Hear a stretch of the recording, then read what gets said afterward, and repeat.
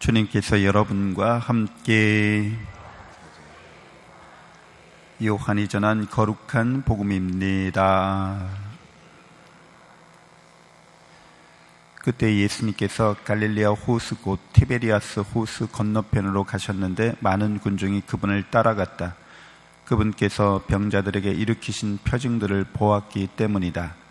예수님께서는 산에 오르시어 제자들과 함께 그곳에 앉으셨다. 마침 유다인들의 축제인 파스카가 가까운 때였다. 예수님께서는 눈을 드시어 많은 군중이 당신께 오는 것을 보시고 필립보에게 저 사람들이 먹을 빵을 우리가 어디에서 살 수 있겠느냐 하고 물으셨다. 이는 필립보를 시험해 보려고 하신 말씀이다. 그분께서는 당신이 하시려는 일을 이미 잘 알고 계셨다. 필립보가 예수님께 대답하였다. 저마다 조금씩이라도 받아 먹게 하자면 200데나리온어치 빵으로도 충분하지 않겠습니다. 그때 제자들 가운데 시몬 베드로의 동생 안드레아가 예수님께 말하였다.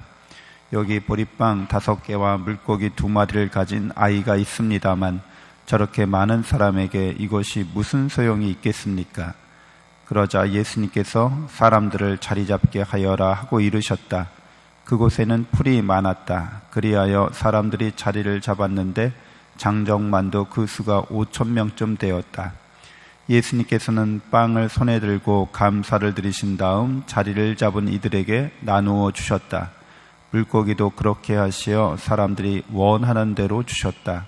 그들이 배불리 먹은 다음에 예수님께서는 제자들에게 버려지는 것이 없도록 남은 조각을 모아라 하고 말씀하셨다. 그래서 그들이 모았더니 사람들이 보리빵 5개를 먹고 남긴 조각으로 12강조리가 가득 찼다. 사람들은 예수님께서 일으키신 표징을 보고 이분은 정말 세상에 오시기로 되어 있는 그 예언자시다 하고 말하였다.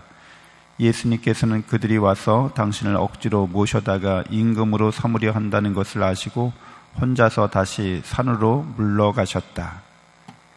주님의 말씀입니다. 그리스도님 참여합니다. 참 예수님, 하나님의 복동이 고맙습니다. 고맙습니다.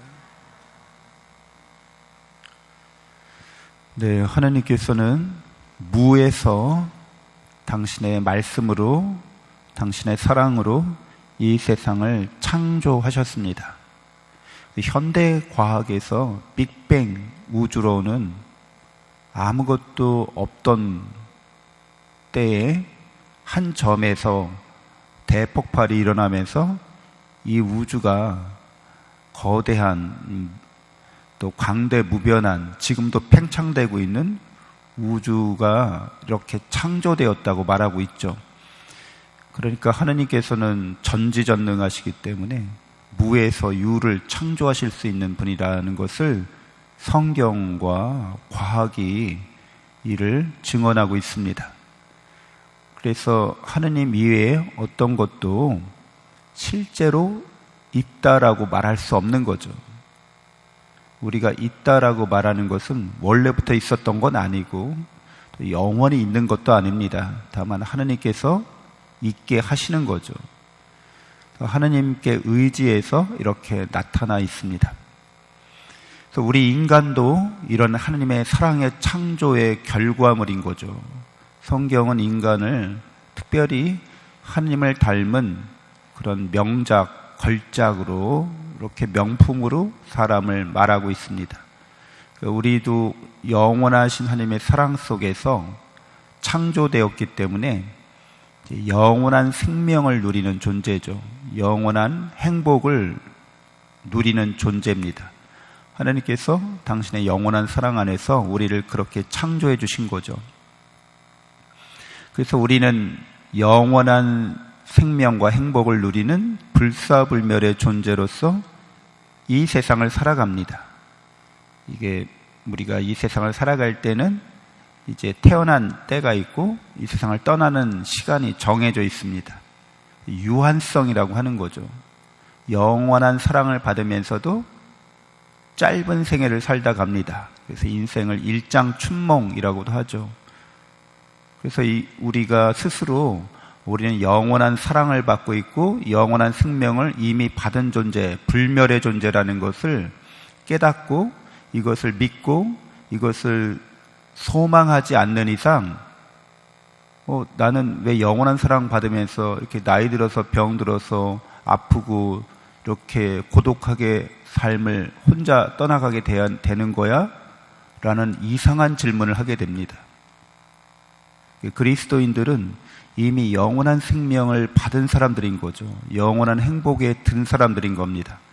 우리가 경험하는 이 세상은 유한한 세상을 경험하고 있는 거죠. 이렇게 제한된 세상을 경험하는 겁니다. 이렇게 유한하고 제한된 것을 경험하는 것은 우리가 영적으로 의미 있기 때문에 우리가 영적으로 성장하는데 그 뜻을 두고 있기 때문에 그것을 우리가 경험하고 있는 거죠.